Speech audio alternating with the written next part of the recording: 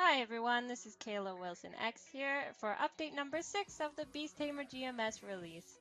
So, in this part normally I would show you what it's like for your new character to get to level 100 and job advance, but unfortunately the Beast Tamer being the way it is, does not job advance and therefore nothing really special happens at level 100. I mean, I got here just fairly recently and all I got was a new party quest that I could do.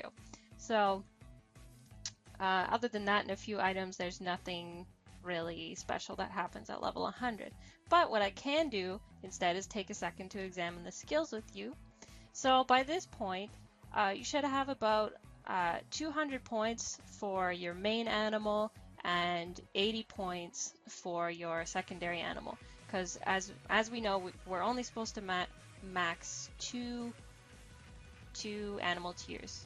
Normally that's the bear and the cat, but because I like to be different, I am doing 2 animal tiers and I am trying to max, hopefully at the same time, the snow leopard and the bear, as well as the cat.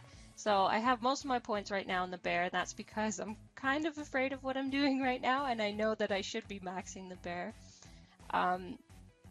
Then I have the second most points in my snow leopard because I use it the most, I like it the most, and personally I think it's the best. Then I have the third most amount of points in the cat because it's essential to everyone. I recommend that everyone max the cat or at least put a lot of points into it. And then I have 2 in the hawk skills because I made a mistake and put them there. So don't put any skills in the third animal that they are not going to use. Just don't do it. There's no point.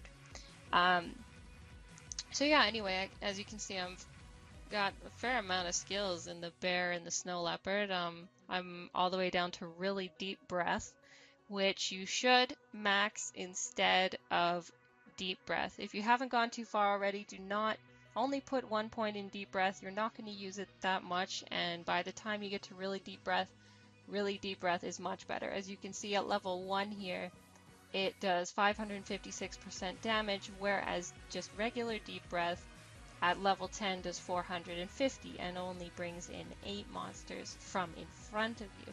So automatically, the level 1 really deep breath is much better than the regular deep breath. So I'm actually going to use my animal SP reset to get rid of those couple points and put them in some other attack or buff that is more deserving of it. And over here in the snow leopard, I've got my basic attacks. I've got up to 4 combo attacks when I press control, and I've got a couple buffs here. Some thing that gives me damage back as HP. I've got some magic attack and speed and jump buff, and I've got my little bro attack, which summons a little small snow leopard. If you want to see more about these skills, go back to update number 5. I show you everything that I have so far in a nice little video, and it's great.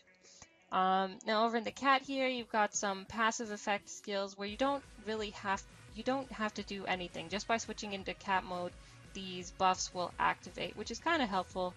Good for your MP. I've won one point in the only attack that I have right now. And it's kind of useless at this point.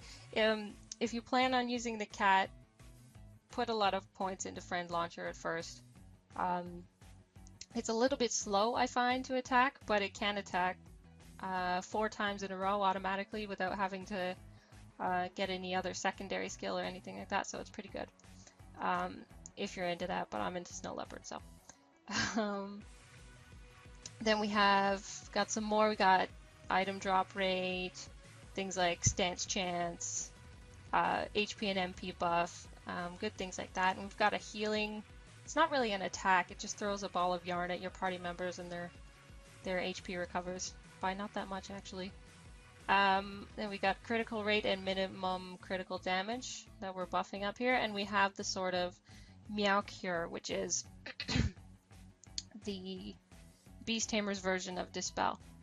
So that's all I really have to show you guys. Eventually I'll have them all maxed, I hope, or at least these 2. I'll keep updating you as long as I'm playing. I'll keep updating you. So now I'd like to take a chance to answer the question of the one person, a Mr. Eric, who left me a comment on my last video. Thank you very much, Eric.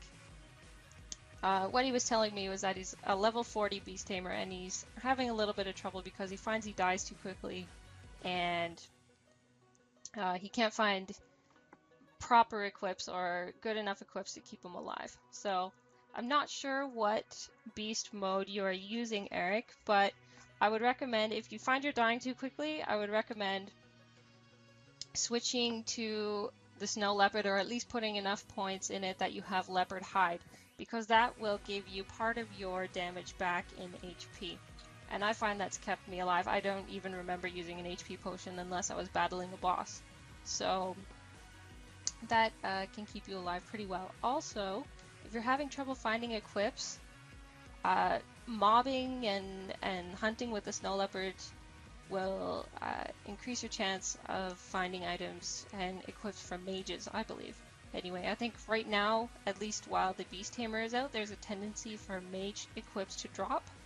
So get on there and go out and find a nice mob, and chances are you'll find some equips. If not, if you don't want to do that, there's also Tot's Know-How, which I don't have right now because I finished mine, but that'll give you equips every 10 levels, and also the free gift that Beast Tamers get every time they level up. There's a chance that you can get a new weapon for every 10 levels, and that can end up helping you too.